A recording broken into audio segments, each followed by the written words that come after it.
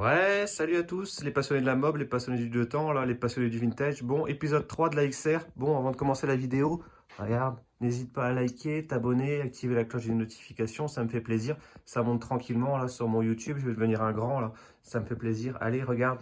Du coup, t'as vu? Allez, reviens de peinture, la mob. Le XR, elle était pas en gris. Regarde, t'as vu cet effet là? À la lumière, à l'ombre. Donc c'est un gris Nardo Volkswagen Audi.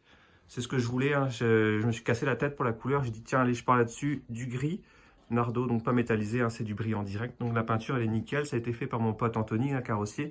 Il a fait ça en cabine. Le résultat est vraiment top. J'adore la couleur, tout ça, c'est vraiment super bien. Ça rend super bien. Les jantes, je te les montre. Regarde, noir brillant direct. Ça claque, tu vois. Donc ça va être gris, Nardo et noir.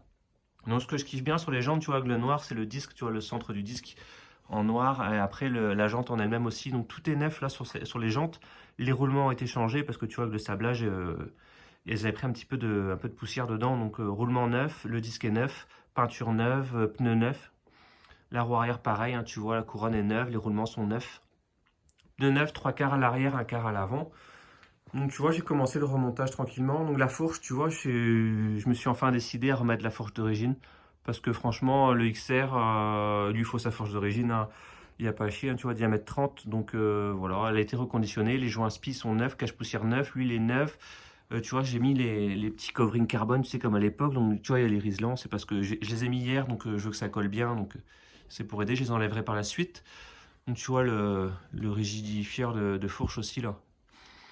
Il est mis en place. Après, le guidon, tu vois, c'est un guidon type RCX, hein, parce que j'avais pas celui d'origine, malheureusement, mais peut-être qu'un jour j'en aurai un, je le mettrai. Ma petite planche de bord, tu vois, les interrupteurs on-off, donc il y aura les lumières, le voltmètre, la sonde de température que j'attends. Donc là, la bulle, elle est mise à faux frais, hein, tu vois. C'est pour toi, pour la vidéo. Donc en parlant de la bulle, regarde, la lentille est dedans. Donc tu vois, c'est pas une lentille d'origine, hein, c'est moi qui l'ai installée, tu vois, elle est vissée par en dessous. Il y a un petit renfort là dans la bulle, donc je me suis pris là-dessus. Tu vois les leviers en alu aussi, ça va être sympa. L'autre côté, il faut que je mette le mètre cylindre, mais si tu veux, j'ai l'étrier qui est en pendant dessus, donc je voulais pas m'encombrer avec ça, parce que j'ai encore le faisceau électrique à terminer. Donc mes interrupteurs, tout ça, les lumières, il faut que je branche tout ça. Donc en poursuivant sur l'électrique, tu vois, régulateur de tension. Donc lui, il va me réguler la tension et il va mettre une tension continue. Donc ça part après à la batterie. Parce que ouais, je t'ai mis une batterie, tu vois. Elle s'intègre parfaitement dans la bavette. J'ai fait 2-3 petites découpes. Et voilà, ça passe crème en place. Après, il y aura la selle qui viendra la bloquer. J'ai fabriqué des pattes en alu de chaque côté aussi. Isolées, bien sûr, hein, pas de court-circuit. Hein, on va pas faire de bêtises. J'ai mis des fusibles quand même au cas où. Donc tu vois, hop, la patte en alu, elle vient se prendre là. Et après, elle remonte à l'intérieur pour venir tenir la batterie de l'autre côté. Pareil, donc après mes plus de batterie sont protégés par les fusibles, donc la charge et après le départ vers le tableau de commande à l'avant. Donc voilà, tu vois l'avancée, la barre, je te l'ai mis, elle n'est pas fixée, c'est un faux frais, à la coque aussi. Voilà, c'est pour voir un ensemble un peu, tu vois, pour toi, pour l'avancée des travaux.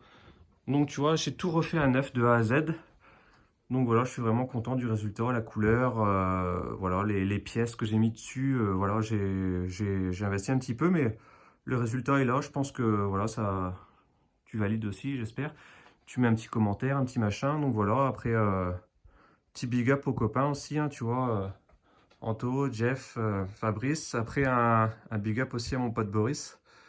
Et puis voilà, Mob Eleven aussi. Donc voilà, tout le monde, les copains, merci d'être là. On avance ensemble l'aventure. Et puis voilà, tous ceux qui s'abonnent, qui sont déjà abonnés, on se retrouvera bientôt pour la suite. Donc là, tu vois, cet après-midi, je vais mettre mes entretoises là pour ma roue. Tranquille. Et puis je vais peut-être présenter le moteur pour voir si l'espace est bon, tu vois, avec les Silent Box moteurs. J'ai l'axe de pédalier aussi, tu vois, il me manque le bras oscillant. Bon, le bras oscillant, il va arriver, hein, peinture gris-argent. Donc ça sera fait aussi avec Anto. Bah, quand il aura le temps de me faire ça, tranquille. Les amortisseurs aussi, je te les montre aussi, tant qu'à faire, tu as dû les apercevoir tout à l'heure. Donc tu vois, c'est des 32 mm hein, à gaz. Bon, normalement, c'est bon. Après, pour de la mob, c'est bien. Pour la moto, je sais pas, mais pour la mob, c'est bien suffisant. Donc voilà, on avance, tu vois, le projet. Peut-être que le week-end prochain sera sur ses roues, peut-être que le moteur sera en place. Je te tiens au courant de toute façon. Et puis peut-être vidéo tuto 103 aussi à venir. On continue l'aventure. Et puis voilà quoi. Allez, bon week-end les gars. Ciao.